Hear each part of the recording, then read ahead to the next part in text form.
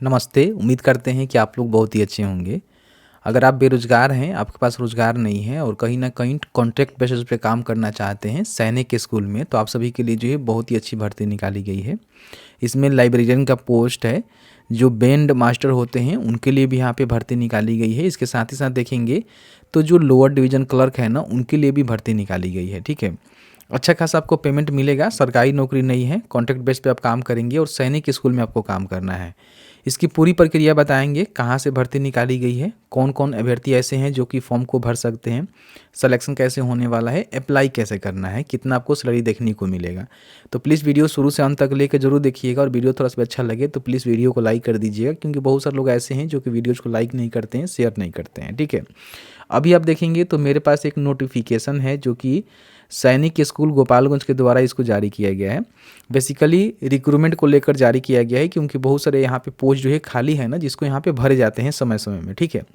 अब देखिए बताया गया है कि जो भी वैकेंसीज है ना, यहाँ पे सैनिक स्कूल सोसाइटी के अंतर्गत निकाला गया है, जो कि उसी के अंतर्गत यहाँ पे आपको सैनिक स्कूल गोपालगंज में काम करना होगा, जो कि मिनिस्ट्री ऑफ डिफेंस, ठीक है, के अंतर्गत ही आता है, ठीक है। अब देखिए इसमें जो पोस्ट है ना, इन्होंने मेंशन किया हुआ है कौन कौन से पदों पे हम लोग भर्ती करवा रहे हैं। तो सबसे जो पहला पोस्ट है लाइब्रेरियन का है। मान लीजिए आप लाइब्रेरियन के रूप में काम करना चाहते हैं तो आपके लिए बेहतर मौका होने वाला है। वैकेंसीज की बात करें तो एक पदों पे भर्ती निकाली गई है। इसमें ज़्यादा भर्ती नहीं रहता है, 1 से 2 ही भर्ती रहता है, जो कि पूरी तरह से कॉन्ट्रैक्ट बेसिस पे आपकी भर्ती होने वाली है। किसी प्रकार की कोई सरकारी नौकरी नहीं रहेगा।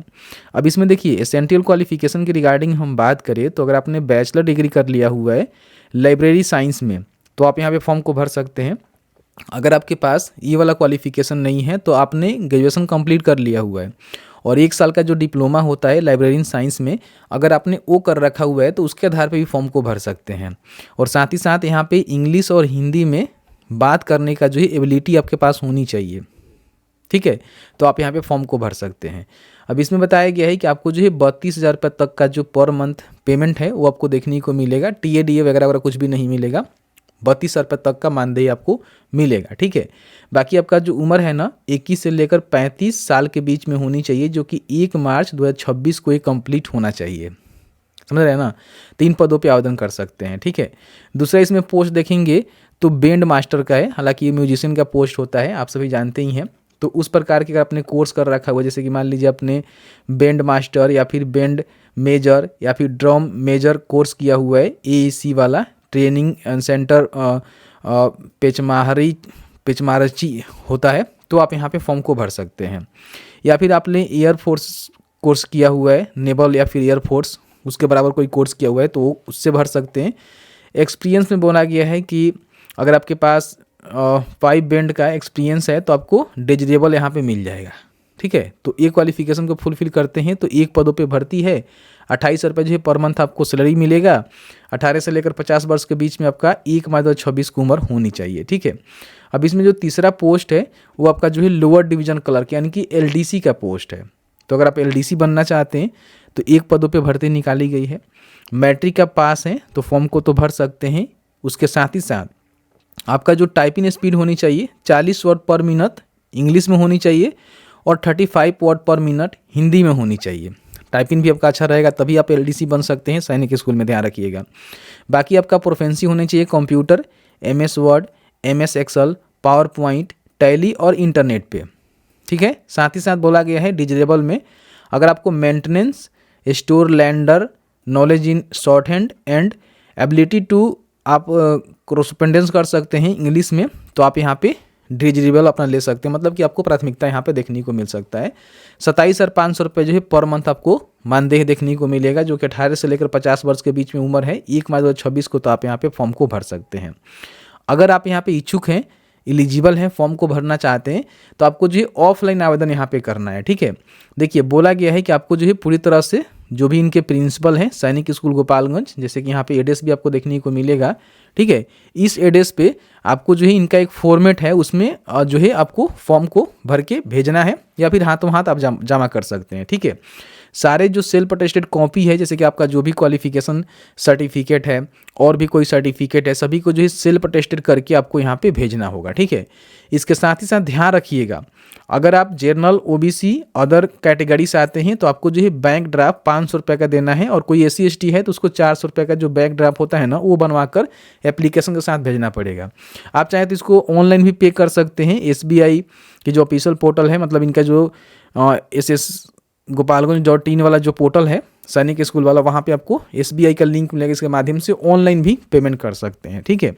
बाकी यहाँ बोला गया है कि आपको ऑनलाइन पेमेंट करने के बाद उसका जो भी रिसिप्ट है ना, उसको यहाँ पे अटैच करके आपको एप्लीकेशन के साथ भेजना पड़ेगा, तभी आपका एप्लीकेशन यहाँ पे अप्रूव होगा। इन बातों को ध्यान रखिएगा, ठीक है।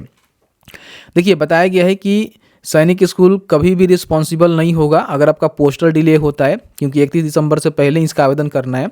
तो मान लीजिए आप पोस्ट से कर रहे हैं और कहीं ना कहीं डिले हो गया, तो इसके लिए कोई भी रिस्पॉन्सिबल सैनिक स्कूल नहीं रहेगा। बाकी बोला गया है कि application received after the due date, मतलब कि डेट के बाद भी एप्लीकेशन रिसीव्ड होता है तो उस पर किसी प्रकार की विचार नहीं किया जाएगा।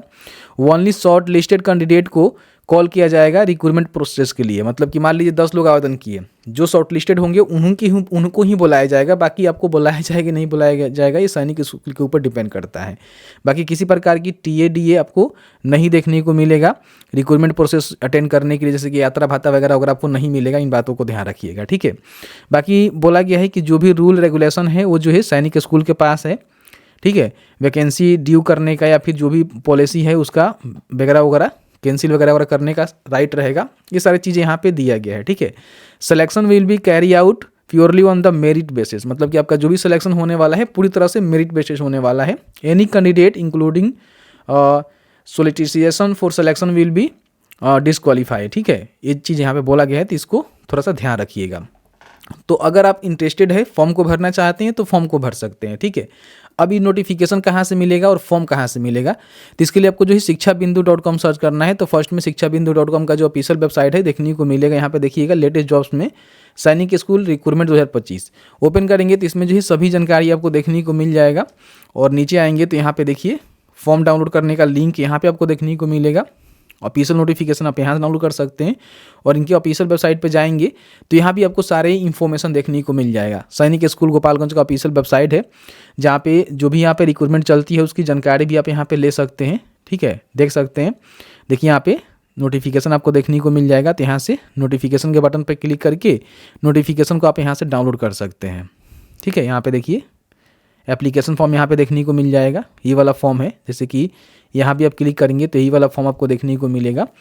देखिए दोनों सेम फॉर्म है, ठीक है। तो यहाँ पे फ़ोटो लगाना है। बाकी यहाँ पे जो भी डेट ऑफ बर्थ है 1 मार्च 2026 को बताना है, जेंडर कैटेगरी अपना बताना है, यहाँ पे सिग्नेचर करेंगे, एप्लीकेंट का नेम लिखेंगे, ठीक है, कौन से पोस्ट के लिए अप्लाई कर रहे हैं वो आप बताएंगे। और यहाँ पे कैंडिडेट का नेम आपको लिखना है कैपिटल लेटर में, फादर हस्बैंड का नेम यहाँ पे, बाकी अपना जो भी सब कैटेगरी है वो बताएंगे। बाकी यहाँ पे देख लेंगे सारी जानकारी को, जो भी आप डिमांड ड्राफ्ट से पेमेंट करेंगे उसकी जानकारी यहाँ पे लिखेंगे। बाकी यहाँ पे कैंडिडेट का जो एड्रेस वगैरह वगैरह है वो आपको लिखना है, सभी जानकारी यहाँ पे भरना है।